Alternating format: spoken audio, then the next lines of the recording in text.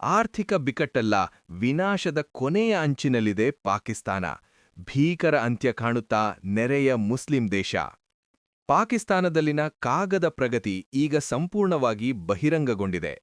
ನೆರೆಯ ದೇಶದಲ್ಲಿ ಅಭಿವೃದ್ಧಿ ಕೇವಲ ಕಲ್ಪನೆಯಷ್ಟೇ ಎಂದು ಹೊಸ ವರದಿಯೊಂದು ಬಹಿರಂಗಪಡಿಸಿದೆ. ಆದರೆ ವಾಸ್ತವದಲ್ಲಿ ಜನರ ಜೇಬು ಮತ್ತು ಹೊಟ್ಟೆ ಖಾಲಿಯಾಗಿದೆ. 50 ವರ್ಷಗಳಲ್ಲಿನ ಅತ್ಯಂತ ಕೆಟ್ಟ ಹಣದುಬ್ಬರ ಮತ್ತು ಶ್ರೀಮಂತರು ಮತ್ತು ಬಡವರ ನಡುವಿನ ಹೆಚ್ಚುತ್ತಿರುವ ಅಂತರವು ಈಗ ದೇಶವನ್ನು ವಿಫಲ ರಾಜ್ಯವಾಗುವ ಅಂಚಿಗೆ ತಂದಿದೆ. ಚಿನ್ನಕ್ಕಿಂತ ಹೆಚ್ಚು ಬೆಲೆ ಕಚ್ಚಾ ತೈಲಕ್ಕಿದೆಯಾ? ಆಭರಣ ಖರೀದಿಯಿಂದ ಭವಿಷ್ಯದಲ್ಲಾಗುತ್ತೆ ಭಾರೀ ನಷ್ಟ. ನೆರೆಯ ಪಾಕಿಸ್ತಾನದ ಸರ್ಕಾರ ಮತ್ತು ಆರ್ಥಿಕ ತಜ್ಞರು ಅಂಕಿಅಂಶಗಳ ಜಾಲದ ಮೂಲಕ ದೇಶದ ಪ್ರಗತಿಯನ್ನು ಬಿಂಬಿಸುತ್ತಿದ್ದಾರೆ. ಆದರೆ ವಾಸ್ತವವು ಬೇರೆಯದೇ ಕಥೆಯನ್ನು ಹೇಳುತ್ತಿದೆ.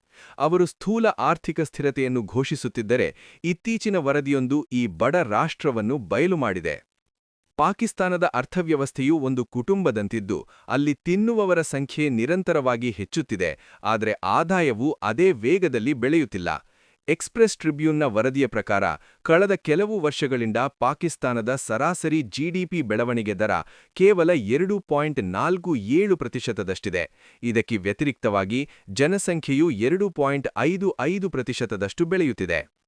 ಟ್ರಂಪ್ ಸುಂಕ ಬೆದರಿಕೆಗೆ ಬಿತ್ತು ಬ್ರೇಕ್. ಪ್ರಬಲ ದೇಶದೊಂದಿಗೆ ಕೈಜೋಡಿಸಿದ ಭಾರತ, ಅಮೆರಿಕ ಮೇಲೆ ಪ್ರಾಬಲ್ಯ ಸಾಧಿಸಲು ಸಿದ್ಧ. ಒಂದು ಉದಾಹರಣೆಯ ಮೂಲಕ ವಿವರಿಸುವುದಾದರೆ, ಒಂದು ಮನೆಯಲ್ಲಿ ರೊಟ್ಟಿ ತಯಾರಿಸುವನ ಸಂಖ್ಯೆ ಒಂದೇ ಆಗಿದ್ರೆ, ಆಹಾರ ಸೇವಿಸುವ ಜನರ ಸಂಖ್ಯೆ ಹೆಚ್ಚುತ್ತಲೇ ಇದ್ದರೆ, ಯಾರಾದರೂ ಹಸಿವಿನಿಂದ ಬಳಲಬೇಕಾಗುತ್ತದೆ ಎಂಬುದು ಸ್ಪಷ್ಟ. ಇದೇ ಪರಿಸ್ಥಿತಿ ಈಗ ಪಾಕ್ನಲ್ಲಿದೆ. ಇಲ್ಲಿನ ನಿಧಾನಗತಿಯ ಪ್ರಗತಿ ಮತ್ತು ಹೆಚ್ಚುತ್ತಿರುವ ಜನಸಂಖ್ಯೆಯ ಹೊರೆ ಸಾಮಾನ್ಯ ಜನರ ಜೀವನ ಮಟ್ಟವನ್ನು ಪ್ರಪಾತಕ್ಕೆ ಎಳೆಯುತ್ತಿದೆ. ಕಳೆದ 50 ವರ್ಷಗಳಲ್ಲಿ ಪಾಕಿಸ್ತಾನ ಇಷ್ಟೊಂದು ಮಾರಕ ಹಣದುಬ್ಬರವನ್ನು ಕಂಡಿಲ್ಲ. ಶ್ರೀಸಾಮಾನ್ಯರ ಖರೀದಿ ಶಕ್ತಿ ಸಂಪೂರ್ಣವಾಗಿ ಕುಸಿದಿದೆ. ನಗರ ಪ್ರದೇಶಗಳಲ್ಲಿ ಪರಿಸ್ಥಿತಿ ಇನ್ನೂ ಕೆಟ್ಟದಾಗಿದೆ. ಅತ್ಯಂತ ಆತಂಕಕಾರಿ ಸಂಗತಿ